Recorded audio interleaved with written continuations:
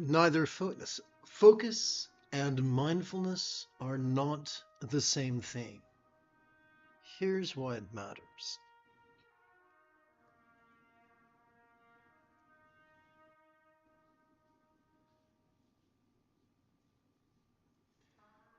As we go through life, we can keep our survival mechanism as a spare and instead be guided by the ethos of being flexible, loving, rational, laid back, egalitarian, lucid, cooperative, and kind.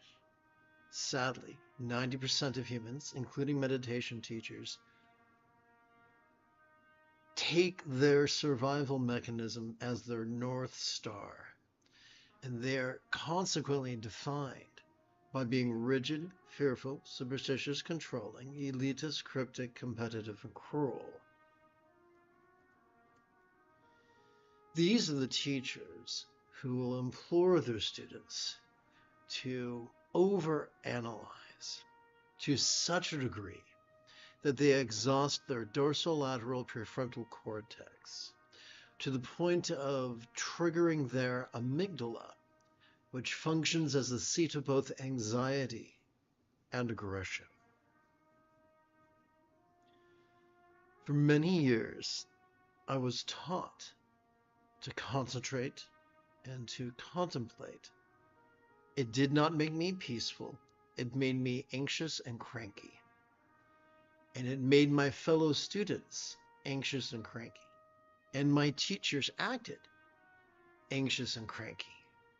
And it took me a long time to work up the courage to say, I'm dissatisfied with this. And I'm very grateful that instead I was taught to instead of relying on the dorsolateral prefrontal cortex, to rely on the parasympathetic nervous system. And I'd like to explain that in greater detail.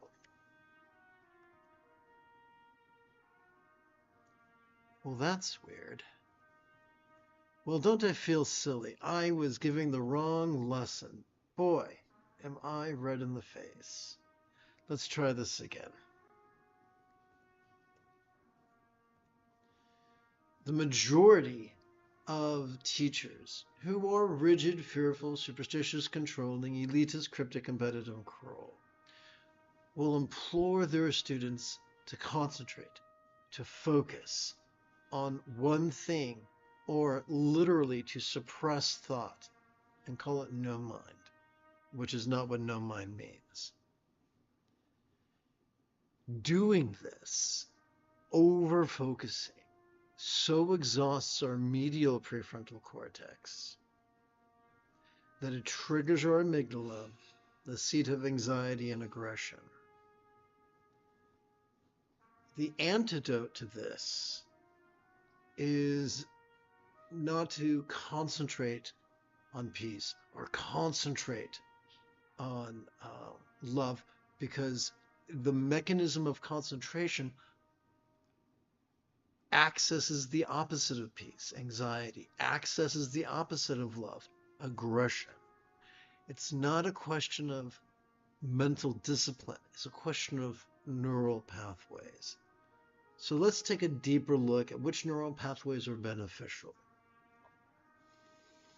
Whether we know it or not, every time we exhale, we have evolved to automatically access the middle bit of our spinal cord, which functions as the core of the sympathetic aspect of our autonomic nervous system. It is evolved to help us to vulnerably, passively, viscerally, randomly, and fleetingly watch all mind's antics of perception, emotion, intention, cognition, recollection, and imagination. All of them. From the external to the internal, from the physical to the mental, from the pleasurable to the painful, from the interesting to the boring, from the convenient to the arduous, from the glorious to the grotesque. The essence of mindfulness is to silently and mentally recite the verb watch every time we passively notice air enter our nostrils. Notice the phrase passively notice. We're not actively concentrating, because that's gonna fuck our shit up. We are passively noticing. Think of it this way. Consider the archetype of an enthusiastic piano student who is so enthralled with the score and the keyboard that they merely hold the sound of the metronome in passive, peripheral awareness. We are aware of a good many things, but it's a passive awareness. Back in the 80s, when we worshipped the archetype of the yuppie, we were told to make things happen. But the wisdom of the ancients says no, let things happen. A lot of people get scared that we'll become stupid if we do this. But here's the funny thing.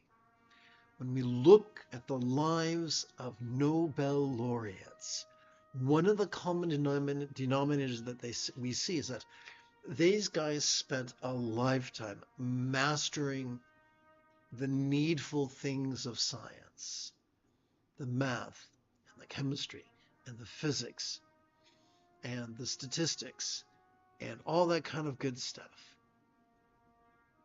And they got their undergrad and they got their grad and they became postdoctoral fellows, and that's great. But eventually these great Nobel laureates hit a metaphoric brick wall. And the way they always found around it was echoed by Einstein when he said, "Creativity is intelligence at play." If we only use one part of our brain, one part of our central nervous system, genius and creativity will elude us. When we use the entirety of our central nervous system, then our natural genius blooms like a flower in spring.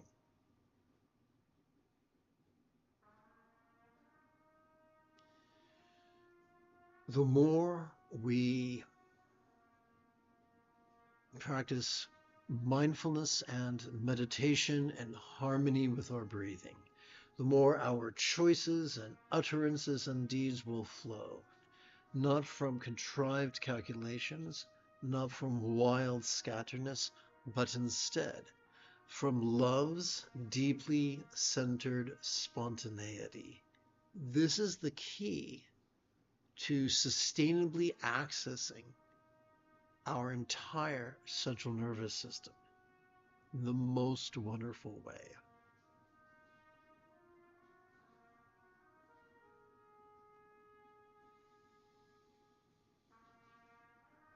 This is the Dzogchen Semde Lama Jigme Gyatso of the Buddha Joy Meditation School. For multiple decades, I spent about 8 hours a day, almost every day, studying, practicing, mastering, and reverse engineering the teachings and techniques of each school of meditation so that you would not have to.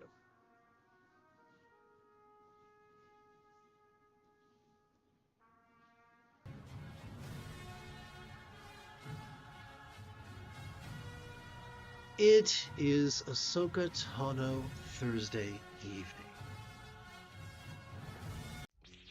Come, let us meditate like a Jedi.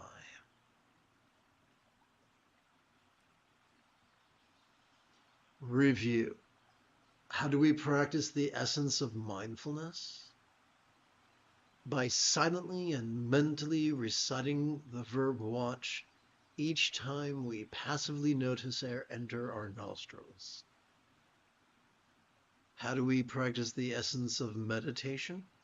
by silently and mentally reciting the verb rest each time we passively notice air exit our nostrils.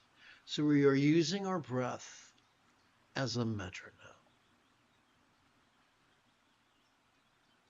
We do not do this 24/7. That would be exhausting. It's enough to do it about once every 12 hours or so for as long as it feels delightful. The moment you have a specific question about the philosophies or techniques that support meditation, do not hesitate to type your question in great detail in the chat window, for I tend to check for questions about once every 12 minutes or so.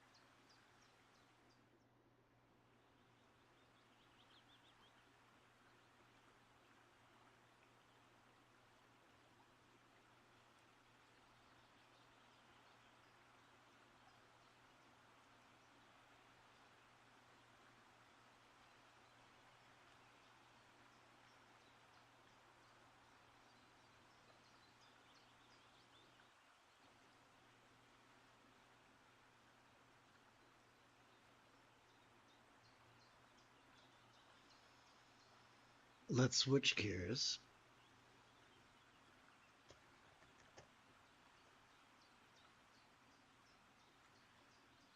As we let us silently and mentally recite the verb feel, as we passively notice our chest swelling with breath.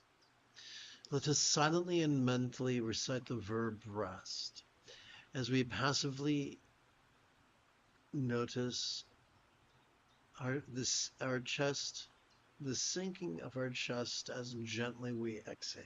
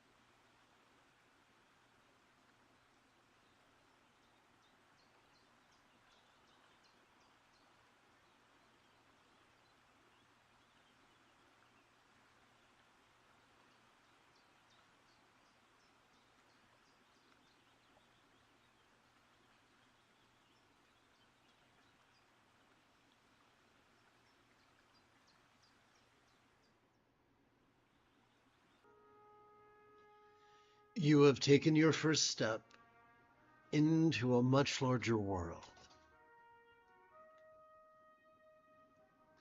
If you feel that I have earned it, you could give this live stream a thumbs up. You could even help support this channel.